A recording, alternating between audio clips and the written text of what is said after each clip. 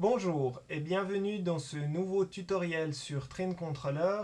Aujourd'hui, nous allons regarder une fonction qui a été introduite avec la version 8. Il s'agit des opérations de contrôle de flux. Pour ce faire, je vais créer un simple bouton ici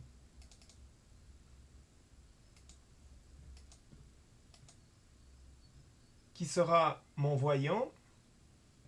Je peux déjà le nommer, ou ma lampe, qui va clignoter. Et pour commander ma lampe, je vais utiliser un on-off switch pour pouvoir enclencher le clignotement ou le déclencher. Les opérations de contrôle de flux se situent dans l'onglet Opérations et ici Control Flow Opérations. Nous avons donc cette liste d'opérations à disposition.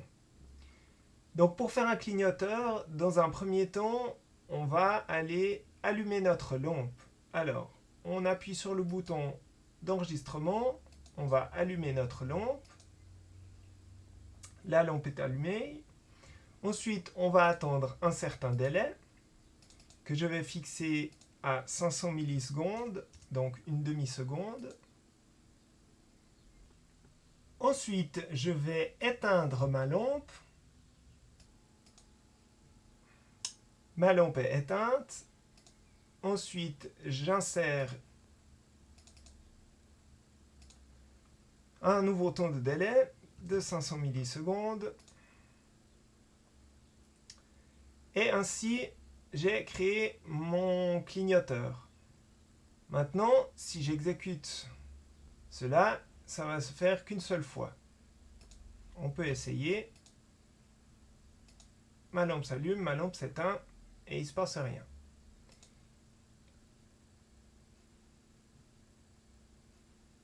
On retourne au mode édition. Donc une fois que je suis arrivé à ma fin de liste d'opérations, il faut pouvoir remonter au début afin de lancer le cycle à nouveau. Ceci est fait avec l'opération GoTo. Donc à la fin de ma liste, je mets l'opération GoTo qui va me renvoyer au début de ma liste d'opérations. L'instruction GoTo nécessite, si on double-clique dessus, un label. Donc une étiquette, si on veut bien, qui va permettre d'identifier où est-ce qu'on fait un saut. Le GoTo est un espèce de saut dans notre liste d'opérations. Donc je vais l'appeler tout simplement saut. Et à noter qu'on est limité à 4 caractères pour le nom des labels ici. Donc, mon GoTo me ramène à saut que je vais introduire en haut avec l'instruction label. Mon instruction est en haut et je la nomme saut. Comme ça, le GoTo reconnaît le saut et on redémarre en haut. On peut tester. Voilà, j'ai fait mon clignoteur. Donc maintenant, la liste d'opérations se fait en boucle. Maintenant, si j'éteins mon interrupteur, problème, le clignotement ne s'arrête pas. Alors, pour ce faire, on va retourner en mode édition dans les propriétés ici. Et il faut en fait pouvoir sortir de cette boucle qu'on a créée. À quel moment on sort? Eh bien, c'est au moment où on met l'interrupteur sur off. Ceci est fait avec l'opération prerequest ici. L'opération prerequest, comment est-ce qu'elle fonctionne? On va l'ajouter ici, on va la descendre. L'opération prerequest, en fait, elle va contrôler l'état d'un objet dans Train Controller. Donc, si la réponse par rapport à cet état testé est vraie, À ce moment-là, on effectue l'opération qui est juste après le prerequest. Et si la réponse est fausse ou non, à ce moment-là, on n'exécute pas l'instruction suivante. Voilà.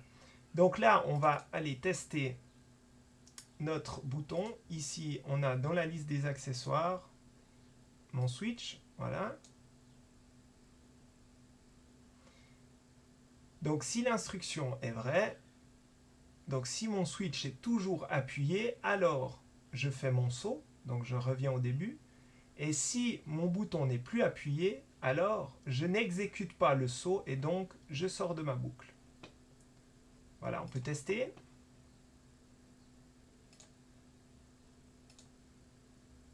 J'enclenche mon clignoteur et ici je l'arrête. Voilà, j'ai simplement créé un clignoteur en utilisant les opérations de contrôle de flux dans TrainController. A bientôt pour un nouveau tutoriel sur TrainController.